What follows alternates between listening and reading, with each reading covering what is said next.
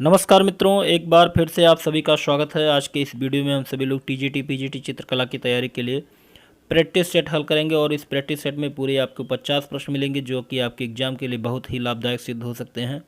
तो चलिए आज का प्रैक्टिस सेट हल करते हैं। अगर आपको ये वीडियो अच्छा लगेगा तो आपसे एक ही रिक्वेस्ट है, एक ही विनती है कि आप वीडियो को लाइक ज़रूर कीजिएगा और अगर आप चैनल पर नए होंगे तो चैनल को सब्सक्राइब कर लीजिए जिससे आने वाले वीडियो का नोटिफिकेशन मिलता रहे। तो चलिए आज के प्रश्न को हल करते हैं। अगर किसी प्रश्न में भूलवश कोई गलती होती है तो कमेंट बॉक्स पर जरूर बताइएगा जिससे उस प्रश्न की गलती को सुधारा जा सके। तो यहाँ देखते हैं प्रश्न नंबर 1। ताजमहल को किसके द्वारा अभिकल्पित किया गया था? तो आप बताइएगा कि ताजमहल को किसके द्वारा अभिकल्पित किया गया था। 4 विकल्प दिया गया है, तो चारों विकल्पों में कौन सा विकल्प सही होगा? तो यहाँ विकल्प नंबर 1 सही है, उस्ताद ईसा। तो ताजमहल को किसके द्वारा अभिकल्पित किया गया था? उस्ताद ईसा के द्वारा अभिकल्पित किया गया था। प्रश्न नंबर 2 देखते हैं। कुम्हार का चाक, कुम्हार का चाक जो कि एक प्रमुख कलात्मक प्रौद्योगिकी आविष्कार था, इस उपमहाद्वीप के प्राचीनतम कृषक अधिवास बस्ती मेहरगढ़ में कब प्रयोग में लाया गया? 4 विकल्प में जो सही विकल्प है यहाँ पे ऑप्शन नंबर 2, ईसा पूर्व 4वीं शताब्दी, सहस्त्र शताब्दी के करीब। चलिए प्रश्न नंबर 3 देखते हैं। सिंध लोगों की पक्की ईंटें किस बात के लिए विशेष रूप से महत्वपूर्ण है? सिंध लोगों के लिए पक्की ईंटें किस बात के लिए विशेष रूप से महत्वपूर्ण है? तो यहाँ पे सही विकल्प होगा ऑप्शन नंबर 4, मानकीकरण के लिए, मानकीकरण के लिए। अगला प्रश्न देखते हैं। निम्नलिखित में से किस पालतू पशु की मृण मूर्तिकाएँ किसी सिंधु स्थल से प्राप्त नहीं हुई हैं? प्राप्त नहीं हुई हैं। तो यहाँ पे सही विकल्प होगा ऑप्शन नंबर ख, गाय की। चलिए अगला प्रश्न देखते हैं। मथुरा कला शैली के बारे में निम्नलिखित में से कौन कौन से कथन असत्य हैं? कौन कौन से कथन असत्य है मथुरा कला शैली के बारे में? तो यहाँ 4 कथन दिया गया है और कूट भी दिया गया है। तो इन चारों कथन को आप पढ़िए और कूट के माध्यम से सही उत्तर देने का प्रयास कीजिए। तो यहाँ सही विकल्प होगा ऑप्शन नंबर घ, तीसरा और चौथा। एक कथन आपका असत्य है। कहने का मतलब इसके कलाकारों ने सिर्फ धार्मिक कलाकृतियाँ ही बनाई, ये गलत है, असत्य है। और इस शैली के अंतर्गत सफ़ेद संगमरमर का बड़े पैमाने पर प्रयोग किया गया, ये भी गलत है। तो मथुरा कला शैली के बारे में कौन सा कथन असत्य था? तो तीसरा और चौथा कथन जो है वो असत्य है। चलिए अगला प्रश्न देखते हैं, प्रश्न नंबर 6। भुवनेश्वर में उड़ीसा की तरह की नागर शैली के मंदिर का निम्नलिखित में से कौन है? भुवनेश्वर में उड़ीसा की तरह नागर शैली के मंदिर का निम्नलिखित में कौन है? तो यहाँ सही विकल्प होगा ऑप्शन नंबर ख, दूसरा, तीसरा और चौथा। परशुरामेश्वर मंदिर, मुक्तेश्वर मंदिर और लिंगराज मंदिर।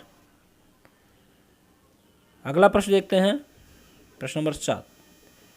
चित्रकला के लिए प्रसिद्ध अजंता की गुफाएं भारत के किस राज्य में स्थित हैं? सही विकल्प होगा ऑप्शन नंबर 1, महाराष्ट्र। अगला प्रश्न देखते हैं। चित्रकारी के लिए प्रसिद्ध बाघ की गुफाएं भारत के किस राज्य में स्थित हैं? सभी को पता होगा ऑप्शन नंबर ख सही है, यहाँ पे मध्य प्रदेश। अगला प्रश्न देखते हैं। महात्मा बुद्ध की मूर्तियों का निर्माण सर्वप्रथम किस कला के अंतर्गत हुआ? तो यहाँ सही विकल्प होगा ऑप्शन नंबर 1, काखंड गंधार कला। अगला प्रश्न है। बौद्ध स्थापत्य कला के सुंदरतम नमूने अशोक के स्तंभों के संदर्भ में निम्नांकित कथनों में से कौन सा असत्य है? तो असत्य कथन आपको ढूंढना है। तो यहाँ पे असत्य कथन है जो है वो है ऑप्शन नंबर 4, ये स्तंभ परिष्कृत लोहे धातु के बने हैं, ये आपका असत्य है। अगला देखते हैं, गुप्त काल की सर्वप्रमुख विशेषता क्या है? तो गुप्त काल की जो इन चारों में सबसे बड़ी विशेषता है मंदिरों का निर्माण। अगला देखते हैं, पल्लव काल के मंदिरों की किस विदेशी लेखक ने प्रशंसा की है? पल्लव काल के मंदिर की किस विदेशी लेखक ने प्रशंसा की है? तो सही विकल्प होगा ऑप्शन नंबर 1, काखंड ह्वेनसांग। आप कमेंट बॉक्स में बताइएगा ह्वेनसांग किसके शासनकाल में भारत आया था? ह्वेनसांग किसके शासनकाल में भारत आया था? इसको आप कमेंट बॉक्स पे बताइएगा। अगला प्रश्न देखते हैं, निम्नलिखित में से कौन सी इमारतें स्थापत्य कला की प्रांतीय मालवा शैली की हैं? तो यहाँ सही विकल्प होगा ऑप्शन नंबर 4, 1, 2 और 3, अर्थात रूप व धार में है, और तीसरा होशंगाबाद का मकबरा। अगला प्रश्न देखते हैं, प्रश्न नंबर 14, शेरशाह सूरी द्वारा निर्मित सर्वप्रमुख इमारत कौन सी है? तो यहाँ सही विकल्प होगा ऑप्शन नंबर 3, सहसराम का मकबरा। अगला प्रश्न देखते हैं, चित्रकला के लिए विख्यात बादामी की गुफाएं संख्या में कितनी हैं? तो सही विकल्प होगा ऑप्शन नंबर 1, 4। अगला प्रश्न देखते हैं, एलोरा की गुफाएं कहाँ स्थित हैं? तो एलोरा की गुफाएं महाराष्ट्र में स्थित हैं। अगला प्रश्न है, चित्रकला की दृश्य से मशहूर सित्तनवासल की गुफाएं कहाँ स्थित हैं? सही विकल्प होगा ऑप्शन नंबर का तमिलनाडु। अगला देखते हैं, सिंतलवासल की गुफाएं किससे संबंधित हैं? तो यहाँ सही विकल्प होगा ऑप्शन नंबर का जैन धर्म से। अगला प्रश्न देखते हैं, मौर्यकालीन स्तंभ कितने भागों में विभक्त था? तो सही विकल्प होगा ऑप्शन नंबर खा 3। तो मौर्यकालीन स्तंभ कितने भागों में विभक्त था? 3 भागों में विभक्त था। अगला प्रश्न है, अशोक के स्तंभ की चौकी पर कितने पशु हैं?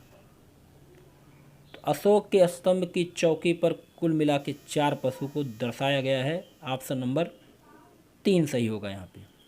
अगला देखते हैं, कांची के बैकुंठ पेरुमल मंदिर का निर्माण किस पल्लव शासक ने करवाया था? तो यहाँ सही विकल्प होगा ऑप्शन नंबर घ नंदीवर्मन द्वितीय ने। अगला प्रश्न देखते हैं, पल्लव शासकों के रथ वाले मंदिर किस स्थान पर बनवाए गए हैं? तो सही विकल्प होगा ऑप्शन नंबर 3, महाबलीपुरम में। अगला प्रश्न है, सिंधु सभ्यता की खोज के साथ जिन दो भारतीय विद्वानों का संबंध है वो कौन है? तो यहाँ सही विकल्प होगा ऑप्शन नंबर 1, काखंड राखलदास बनर्जी और दयाराम साहनी। अगला प्रश्न देखते हैं, प्रश्न नंबर 24, बौद्ध मत के निम्नांकित विश्वविद्यालय में कौन सा ऐसा अंतिम विश्वविद्यालय था जिसको भारत में स्थापित किया गया था?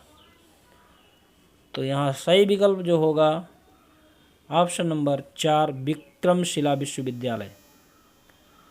अगला प्रश्न देखते हैं, सूची 1 को सूची 2 से मिलान करना है।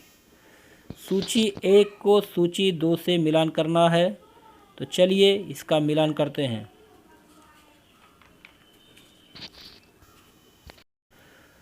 तो सूची 1 को सूची 2 से मिलान करते हैं। फारस की मुहरे एवं आटा पीसने की चक्की, ये लोथल से प्राप्त हुई है।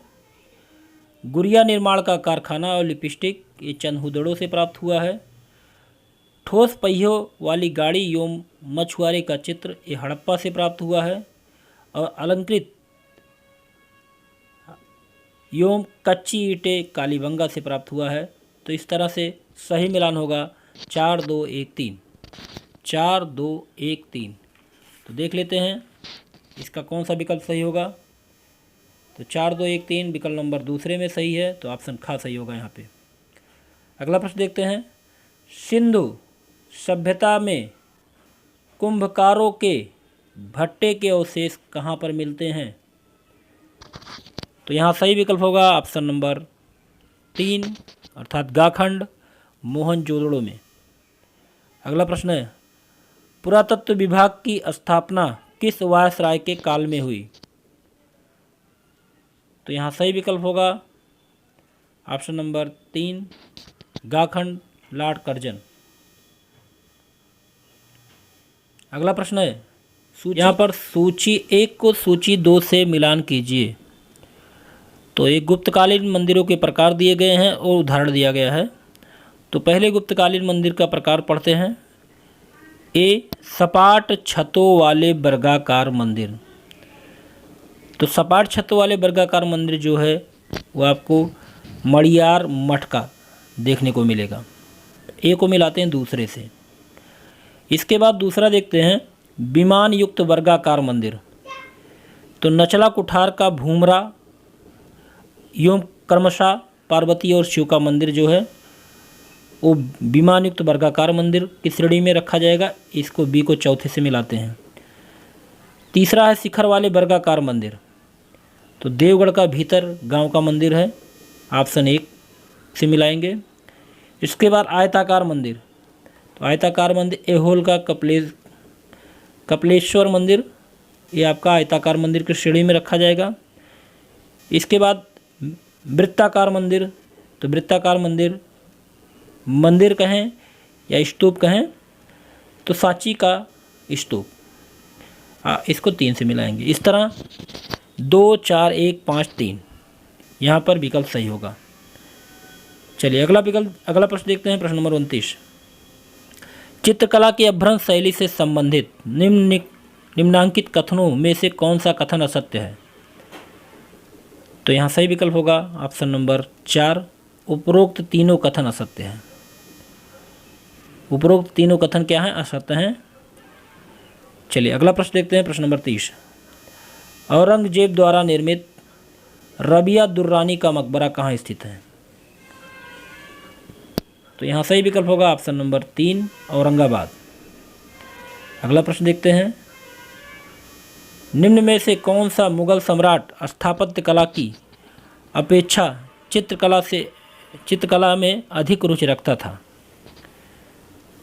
स्थापत्य कला की अपेक्षा चित्रकला में अधिक रुचि रखने वाले जो मुगल काल सम्राट थे वो जहांगीर थे। ऑप्शन नंबर 3 सही होगा यहाँ पे। अगला प्रश्न है, इलाहाबाद के किले का निर्माण किस मुगल शासक ने करवाया था। सही विकल्प होगा ऑप्शन नंबर 2, अकबर ने। अगला प्रश्न है, निम्नांकित चित्रकारों में से कौन अकबरकालीन नहीं है। तो अकबरकालीन कौन सा चित्रकार नहीं है। तो बिशनदास जो थे वो अकबरकालीन चित्रकार नहीं थे। ऑप्शन नंबर 4 सही होगा यहाँ पे। अगला देखते हैं, फारूक बेग और अबुल हसन नामक चित्रकार किस मुगल शासक के काल में थे। तो यहाँ पे सही विकल्प होगा ऑप्शन नंबर 1, जहांगीर। अगला प्रश्न है, किस मुगल शासक ने चित्रकला को इस्लाम विरुद्ध करार दिया था। तो यहाँ सही विकल्प होगा ऑप्शन 1, काखंड औरंगजेब। अगला देखते हैं, राष्ट्रकूटकालीन शिल्प एवं स्थापत्य कला का महानतम गौरव कौन है इन चारों में से। तो यहाँ सही विकल्प होगा ऑप्शन नंबर 3, कैलाश मंदिर एलोरा। अगला प्रश्न देखते हैं, दिल्ली सल्तनत के किस सुल्तान ने आदिलाबाद के किले का निर्माण करवाया था। तो सही विकल्प होगा ऑप्शन नंबर काखंड मोहम्मद बिन तुगलक। अगला प्रश्न देखते हैं, चित्रकला की अंबर शैली से संबंधित निम्नांकित कथनों में कौन सा असत्य है। तो आपको असत्य कथन ढूंढना है। तो यहाँ पर जो असत्य कथन है वो है नंबर 4, इस शैली के चित्रों में सुनहरे रंग का सर्वाधिक प्रयोग किया गया है। ये असत्य कथन है। अगला प्रश्न है, through the eyes of A painter किस चित्रकार की रचना है। तो यहाँ सही विकल्प होगा ऑप्शन नंबर ख, M.F. हुसैन की। Through the eyes of A painter, ये M.F. हुसैन की रचना है। अगला प्रश्न देखते हैं, निम्न में से किस चित्रकार को 1973 ईस्वी में भारत सरकार द्वारा पद्म भूषण से सम्मानित किया गया था। तो यहाँ सही विकल्प होगा ऑप्शन नंबर ख, M.F. हुसैन को। अगला प्रश्न देखते हैं, फल बेचने वाले, फल नहीं होगा यहाँ पे, फूल होगा, लकड़ी काटने वाली नामक चित्र के चित्रकार कौन है। तो यहाँ सही विकल्प होगा ऑप्शन नंबर का, नारायण श्रीधर बेंद्रे। यहाँ फूल बेचने वाले होगा। अगला प्रश्न देखते हैं, प्रश्न नंबर 42, साक्षात्कार युगल और वेदना नामक प्रसिद्ध चित्र किस चित्रकार की रचना है। तो यहाँ सही विकल्प होगा ऑप्शन नंबर ख, रविन्द्रनाथ टैगोर। तो साक्षात्कार युगल और वेदना नामक प्रसिद्ध चित्र रविन्द्रनाथ टैगोर के हैं। चलिए अगला प्रश्न देखते हैं, प्रश्न नंबर 43,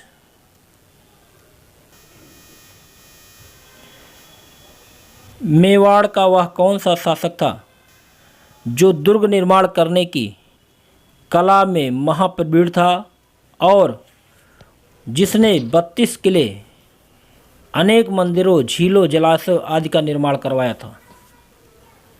तो यहाँ सही विकल्प होगा ऑप्शन नंबर ख खंड, राणा कुंभा। अगला प्रश्न देखते हैं, निम्नलिखित में से कौन सा एक पारंपरिक इस्लामी अलंकरण विधान नहीं है। तो पारंपरिक अलंकरण विधान कौन सा नहीं है। तो यहाँ सही विकल्प होगा ऑप्शन नंबर 3, घंटा आकृति। चलिए अगला प्रश्न देखते हैं, national gallery of modern art कहाँ स्थित है। तो national gallery of modern art है नई दिल्ली में। अगला प्रश्न देखते हैं, भारत में पूर्णतः मुस्लिम शैली के अनुसार निर्मित मस्जिद का प्रारंभिक दृष्टांत क्या है। प्रारंभिक दृष्टांत देखा जाए तो यहाँ पे सही विकल्प होगा ऑप्शन नंबर 3, जामत खाना मस्जिद। अगला प्रश्न देखते हैं, प्रश्न नंबर 47, किस विजयनगर नरेश ने हजार राम मंदिर का निर्माण करवाया था। तो यहाँ सही विकल्प होगा ऑप्शन नंबर गाखंड, कृष्णदेव राय ने। अगला प्रश्न है, राणा सांगा ने किस घटना की स्मृति में चित्तौड़ में कीर्त स्तंभ या विजय स्तंभ का निर्माण करवाया था। तो सही विकल्प होगा ऑप्शन नंबर ख खंड, मालवा के महमूद खिलजी के विरुद्ध अपनी विजय। अगला देखते हैं, प्रश्न नंबर 49, तुर्कों ने भारत में एक नई स्थापत्य कला शैली का शुभारंभ किया। निम्नलिखित में से किसने मुस्लिम भवनों को हिंदू और बौद्ध स्थापत्य कला से नितांत भिन्न एवं विशिष्ट स्वरूप प्रदान किया। तो यहाँ सही विकल्प होगा ऑप्शन नंबर 3, गुंबद के नीचे भवन का अष्टभुजाकार रूप। अगला प्रश्न देखते हैं, प्रश्न नंबर 50 और इस वीडियो का लास्ट प्रश्न है, मुगल कला तथा हिमालय की पहाड़ी लोक कला के संयोग से उत्पन्न चित्रकला की शैली क्या थी। तो यहाँ पे सही विकल्प होगा ऑप्शन नंबर 3, बसौली शैली, गाखंड। तो यहाँ पे आपके 50 प्रश्न पूरे होते हैं। आपको ये वीडियो कैसा लगा? अगर अच्छा लगा हो तो प्लीज़ इस वीडियो को लाइक कीजिएगा और शेयर कीजिएगा जिससे अधिक से अधिक लोगों को लाभ हो। मित्रों, आपके सहयोग से ही हमारा चैनल और भी बढ़ सकता है। तो इसलिए सहयोग कीजिए, शेयर कीजिए अधिक से अधिक लोगों को, जिससे अधिक से अधिक लोगों को लाभ हो। और आपके लिए ऐसे ही महत्वपूर्ण वीडियो फिर से लेकर आते हैं। तब तक के लिए जय हिंद, जय भारत।